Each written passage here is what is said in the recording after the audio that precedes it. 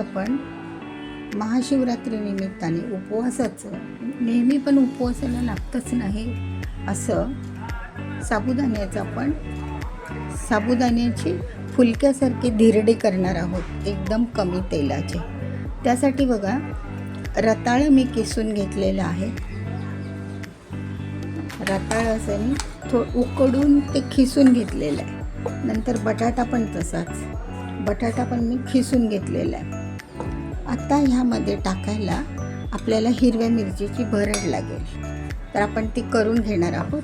आणि ह्या सगळ्यासाठी एक चटणी पाहिजे ना, तर चटणीचं साहित्य बघा, शेंगदाणे, कोथिंबीर थोडीशी, साखर 1 चमचा, जिरी 1 चमचा, हे बघा जिरी, आणि 4-5 मिरच्या ओल्या, आणि हे आपलं असं खोबरं, ओलं खोबरं, त्याचे काप करून घेतले. ते आता हे आपण सगळं मिक्सरला एकजीव करून मग आपण त्याची धिरडी बनवूया आणि नंतर ही चटणी बनवूया. ठीक आहे सख्यानो, तर आता आपण हे जे थालीपीठ बनवणार आहोत की नाही, तो बटाटा, रताळं किसून घेतलं आहे आणि साबुदाणा असा मिक्सरला लावून घेतला आहे. त्यामध्ये मीठ टाकलं आहे, परत ही थोडीशी भरड टाकली 1 मोठा चमचा, आणि त्यामध्ये आता थोडंसं आपण आमचूर टाकणार आहोत, म्हणजे थोडीशी आंबट चव.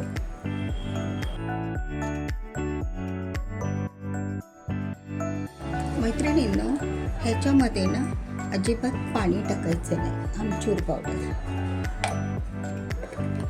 बिना पाण्याचं हे आपण आता मळून घेणार आहोत असं छानपैकी, आणि मग त्याची आपण थालीपीठ करायची. पण हे पीठ बिना पाण्याचं मळायचं, अजिबात पाण्याचा एक थेंबही न टाकता. एकीकडे आपण खाण्यासाठी खोबऱ्याची चटणी बनवली, तिला मी फोडणी देते. सख्यानो, तर हे आता आपलं असं पीठ, थालीपीठाचं पीठ तयार केलेलं आहे बघा. छानसा असा गोळा बनला आहे, अजिबात पाणी न लावता. आता आपण त्याची थालीपीठं करून घेणार आहोत. त्यासाठी मी आता तवा तापायला ठेवते.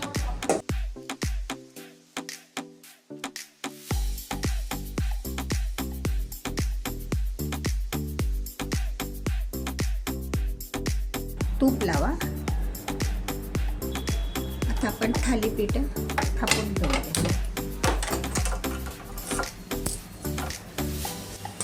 सख्यानो बघा, असं हे थालीपीठ सुंदरच येतं, छान येतं. दुसरी पद्धत अशी, आपण थापायचंच, पण बघा ते कडेला ज्या हे असतात की नाही, कडेला अशा तुटलेल्या कडा आलेल्या असतात, तर त्याच्यावर तुम्ही अशी छोटीशी झाकणी असते की नाही कटिंगची, ती ठेवा अशी, आणि असं दाबून घ्या, म्हणजे तुमचं थालीपीठ एकदम गोल गरगरीत येणार आणि चांगलं वाटेल.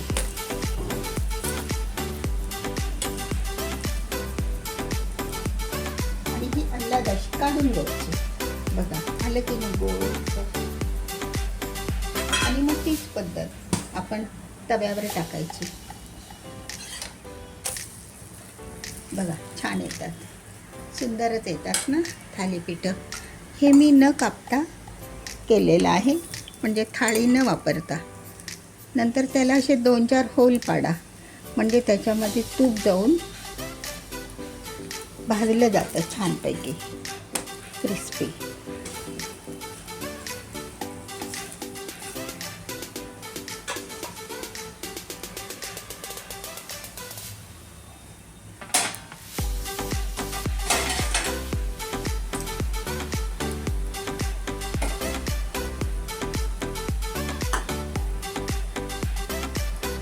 ती अशी 4-5 होल पाडायचे बोटाने, म्हणजे त्याच्यामध्ये आपलं तूप जाऊन ती भाजली जाणार छानपैकी. बघा, आता आपण त्या भाजलेल्या तव्याकडे वळूया. बघा कसं छान होतंय ना, एकदम सुंदर होतं. चटणी बरोबर तुम्ही लाल मिरचीची चटणी वाटली तरी चालेल, दह्याबरोबर.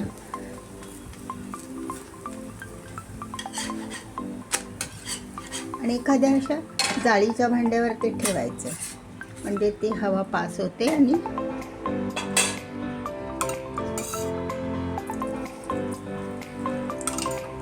थोडासा मीडियम गॅस ठेवायचा, टाकताना हाताला वाफ लागेल म्हणून.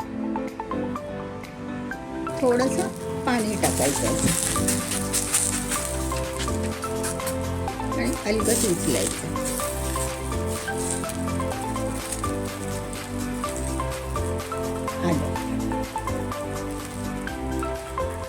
अशा प्रकारे करून घ्यायचे.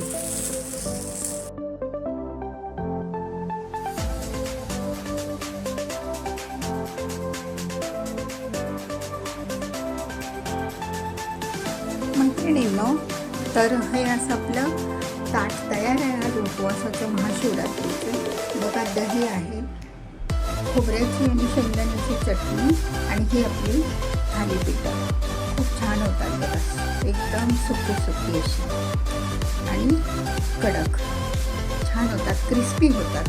आणि ही आपली कवटाची चटणी. असा हा आपला आजचा मेनू आहे. खूप छान वास पण येतो, सुंदर आहे. ठीक आहे, व्हिडिओ बघितल्याबद्दल धन्यवाद सगळ्यांना.